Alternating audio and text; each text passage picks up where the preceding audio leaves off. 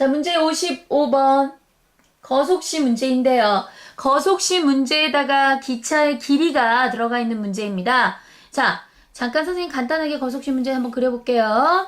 자, 위에가 거리죠. 이동한 거리. 그랬을 때에 이동할 때의 속력, 그리고 이동한 시간. 이게 거속시 문제죠. 자, 여기서 제일 중요한 거 거리라는 것은 내가 이동한 거리에 대한 것입니다. 자, 그렇다면 기차에 대한 문제는 자, 볼게요. 자, 철교가 됐든 터널이 됐든 어쨌든 기차가 빵 하고 출발을 합니다. 그럼 기차의 앞부터 이동한 거리를 따져볼게요. 자, 여기까지만 만약 내가 이동했다. 앞 대가리가 여기까지 이동했다. 그럴 수 있겠죠. 그런데 이거는 문제상에서 보통 통과라고 표현합니다. 기차가 통과했나요? 기차 아직 통과 못했죠. 꼬리가 남아있죠.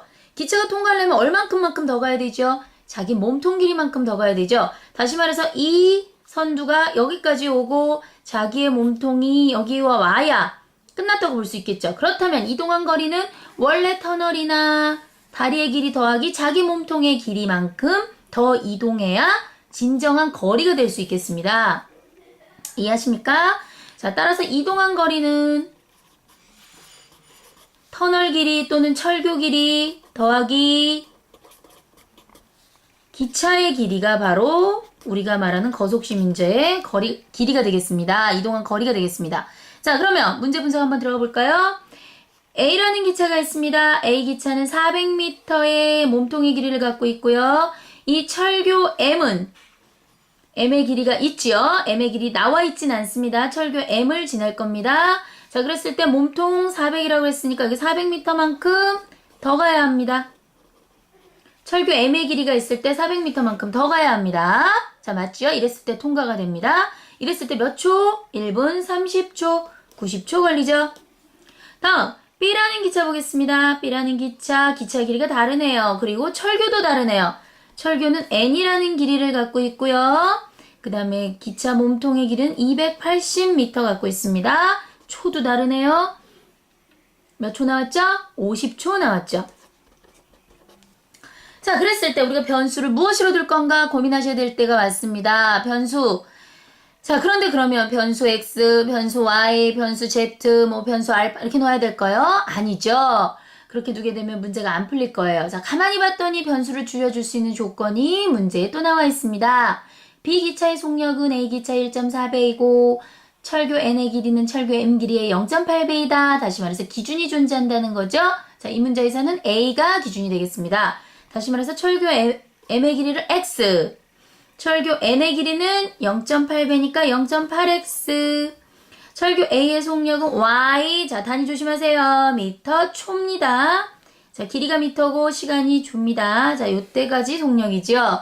자, 그렇다면 B의 속력은 훨씬 빠르네요. 1.4, Y의 1.4배라고 했으니까 Y 미터 초. 자, 이와 같이 그림이 그려진 겁니다. 자, 여기까지 이해되셨나요? 자, 그렇다면 A와 B의 그림을 보고 방정식을 세워보겠습니다. 거리는 시간 곱하기 속력. 이 식을 쓰는 게 조금 편할 것 같은데요. 한번 가보겠습니다. A의 거리는 얼마죠? X인가요? X 플러스 400인가요? X 플러스 400이죠. A가 이동한 거리를 따지셔야 됩니다. X 플러스 400. 이동한 거리는 속력 Y. 시간 90 곱하기 y가 되겠죠. 자, 그 다음 B의 식 세워볼까요? 거리, 이동한 거리 0.8 x 더하기 280 문 속력 1.4 y 곱하기 50. 자, 맞습니까? 자, 이 두 개의 연립방정식 지금부터 풀어보겠습니다. 자, 식을 좀 정리할게요. 요거 정리하면 x 플러스 400은 90y. 자, 소수점 정리하기 위해서 양변에 10배씩 하고 계산 들어가겠습니다. 그럼 8x 더하기 2800은 요거 이미 계산하면 70이 나오거든요. 다시 10배 하면 700y 되겠습니다.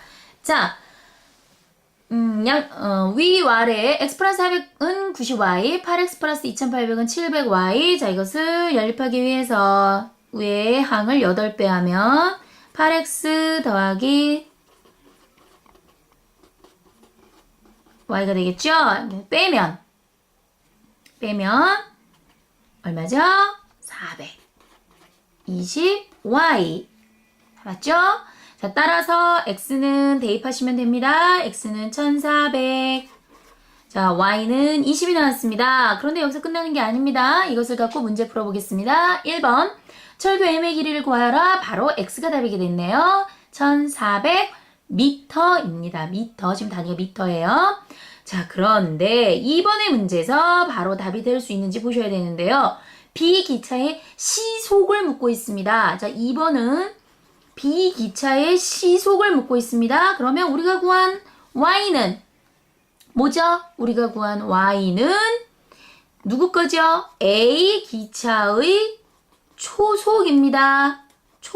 1초당 몇 미터 가느냐를 구했습니다. 자, 그래 따라서 B기차의 시속으로 가려면 과정을 좀 거치셔야 되겠죠. 자, 먼저 A기차의 초속 구했으니까 우리는 B기차의 소속을 먼저 구해보겠습니다. B기차의 초속은 속력, B기차의 속력은 1.4y니까 1.4 곱하기 20을 하시면 28m 초가 나오죠. 그런데 우리는 시속을 원하고 있습니다. 1초당 28m 간다는 얘기거든요. 1초당 28m. 시속은 1시간당 얼마 가냐고 묻고 있는 거죠. 따라서 1시간은 3600초. 그러면 28 곱하기 3600 초를 하면 이게 1시간에 가는 거리죠. 1시간 동안 이동한 거리. 1시간 동안에 얼마나 이동하느냐가 속력에 대한 문제죠. 자, 그러면 28 곱하기 3600을 하면 얼마가 나오죠? 1008 해보셨나요, 여러분?